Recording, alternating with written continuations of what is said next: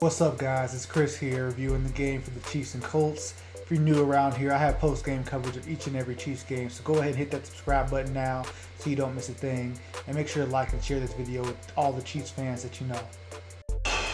Well, we got a lot to talk about. The Chiefs lose this game 19-10 in a result that if you'd have asked anybody before the game, we'd have thought you were crazy. The Chiefs only scored 10 points in this football game. Plenty of blame to go around. But first I want to say, in times like this, I like to just let fans know you don't want to have short memories. These last 2 weeks have not been the best, displays of what the Chiefs can do. But we can't let that get to us. We do not want to see these things persist.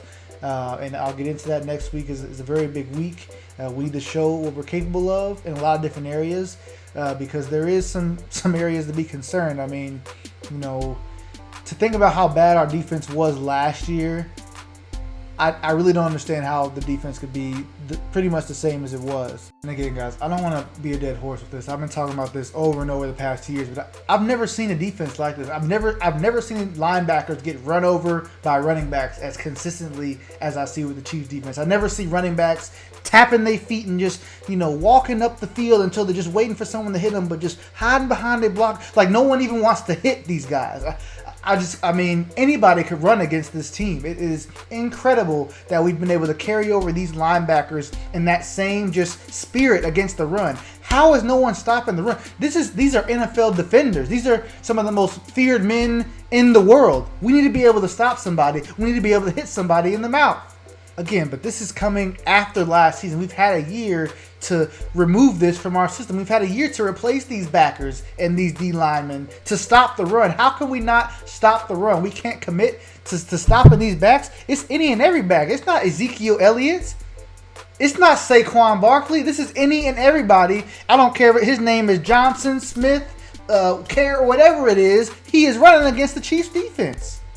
Unfortunately, though, guys, this is not all on the Chiefs defense. We got to bring up the offense. Only scored 10 points today, and again, there's plenty of blame to go around there. Drops, I don't know what that's about the past 2 weeks.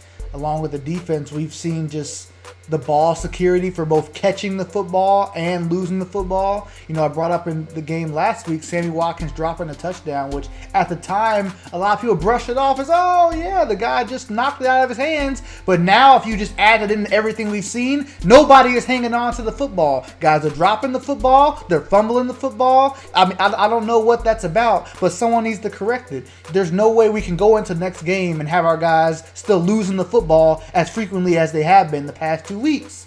And I felt bad for Patrick tonight. Those drops and just the linemen, good Lord, the blocking was horrible. And you see so many times, I know that, Patrick kind of got dinged up. He couldn't move as well. I'm not going to let Pat slide on that completely. But again, like the blocking just wasn't there. They were not protecting my guy, Pat.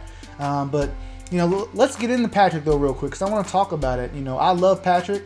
His talent is through the roof. Anyone that watches these videos knows what I think about his game.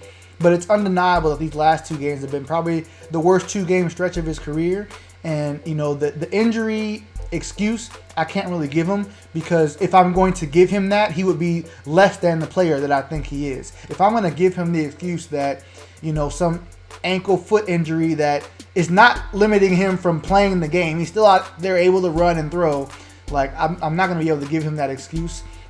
More of the excuses I can go with is the offensive line blocking, him not having the weapons he's used to, because the weapons he had out there, guys, I mean, again, he can make these guys look good, but this game specifically, he did not have the Chiefs, caliber weapons he's used to out there. I mean, throwing some guy named Pringle, I mean, goodness gracious, he had 10 touches in the first half, and we don't even know who this guy is, so it was going around everybody, and it wasn't Tyreek, and obviously Sammy Watkins was out again, which, again, another thing. Do we need to look at the money we're paying Sammy Watkins? Anyway, let's get back on topic.